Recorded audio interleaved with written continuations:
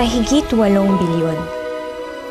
Sa dinami-dami ng tao sa mundo, paano mo hahanapin ang para sa'yo? Hi, Libra girl. Hello, Aquaman. Come to come? Agad-agad? 3, 2, 1.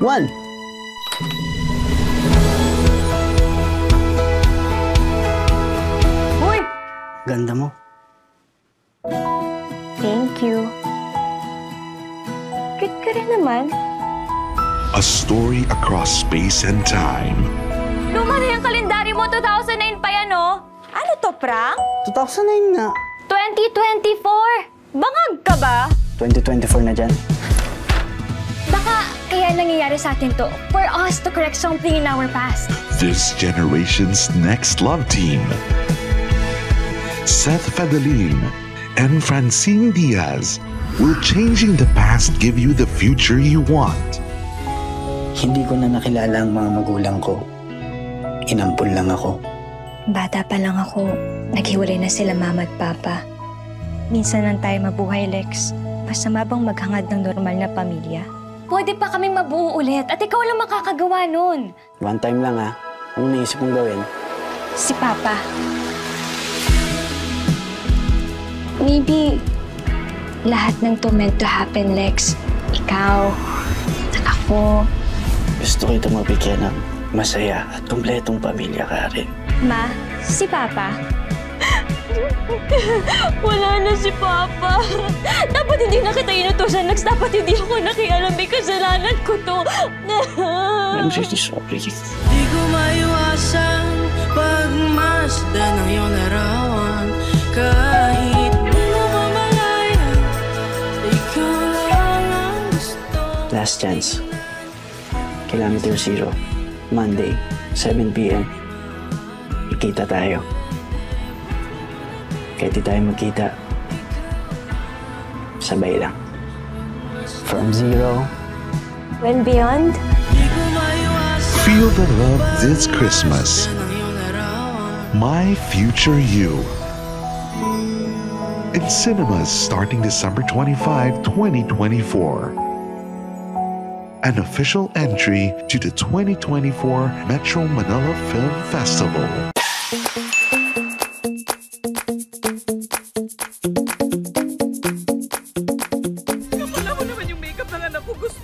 Yes, madam. Yes, madam.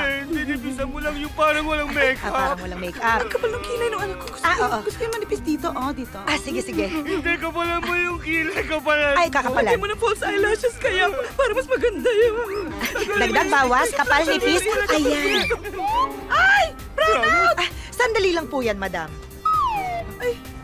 Huh? As you wished. Kunan natin siya ng picture. Georgina! George!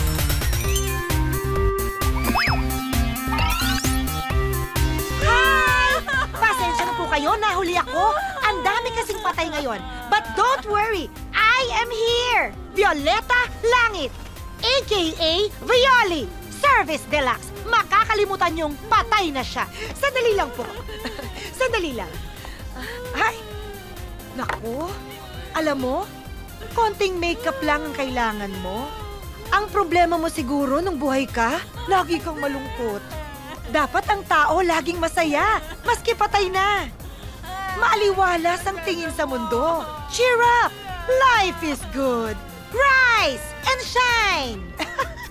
Ayan na po. Ang ating Zelda, nakangiti! Fresh na fresh ka, iho. Ma'am, nakikiramay ho ako. In behalf of Funeraria Langit, condolence po. Kayo po ba ang nanay? Hindi. Kayo po ang lola? Hindi. Hindi po. Nakikiramay lang po kayo eh. Kung gano'n kaano-ano niyo po ba ang patay? Asawa ko po. Asawa niyo? Oh, asawa ko, babe. Paano na, babe? Ang aking gabi kung wala ka na. Babes. Babes, I love you so much and I'm going to miss you. Alamayan niyo po ang love niyo. Lola. Ay, Mrs. Ay, babes.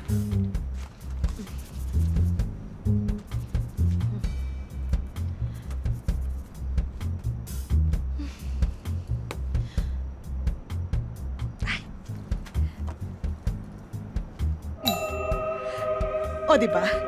May himala. Ate Elsa, may himala!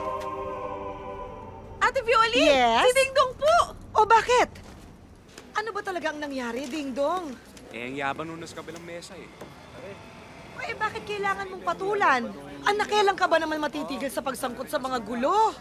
Ipaintindi mo sa akin ito, dahil hindi na maabot ng utak ko. Multiple choice, ha? A, dahil wala kang tatay. B, dahil ikinahihiya mo ang trabaho ko. O C, hindi ko na maisip kung ano yung C. Nung minsan sinabi mo sa mga kaklase mo, patay na ang nanay mo. Anak, hindi ako patay. Nagme-makeup ako ng patay. Bakit yung pa kasi ako hinahanap? Magsisermon lang pala kayo? Kasi... Ay, boss, salamat ho, ah. Ma, Oho. mauna na ako. Ding Dong, sandali. Ding Dong, dito na tayo. Halika na. Turing, alis na tayo. Ma, sige, okay lang. Maglalakad na ako. Anak, huwag kang masyadong magtipid. Mahina to sa gas. Sakay na. Di ma, sige, okay lang. Maglalakad na ako. Ding Dong! Hindi ko talaga maintindihan, Mandy. Dahil ba lumaki sila na napapaligiran ng mga patay, kaya malayo ang loob nila sa akin? Lalo na si Ding Dong. Good morning. Tama ba ang pagkakaintindi ko, Mrs.? Gusto niyong hiwalayan si Mister? Oo, kasi may nakita akong picture sa Facebook. Hinahalikan yung babae! Ayun. Ako, Chairman, tinatanggi pa nito eh! Ang sinasabi po niya, wala naman daw po siyang mga babae. Itong mga babaeng ito na marami na kaya si Sexy, ang siyang humahabol sa inyo dahil macho kayo. Tama ba? Ay, naku, hindi ako naniniwala! Patawarin niyo na daw po siya. Teka, naiintindihan niyo rin siya? Alam niyo naman kahit patay nga, naiintindihan ko. Ito namang mister niyo mukhang patay lang eh.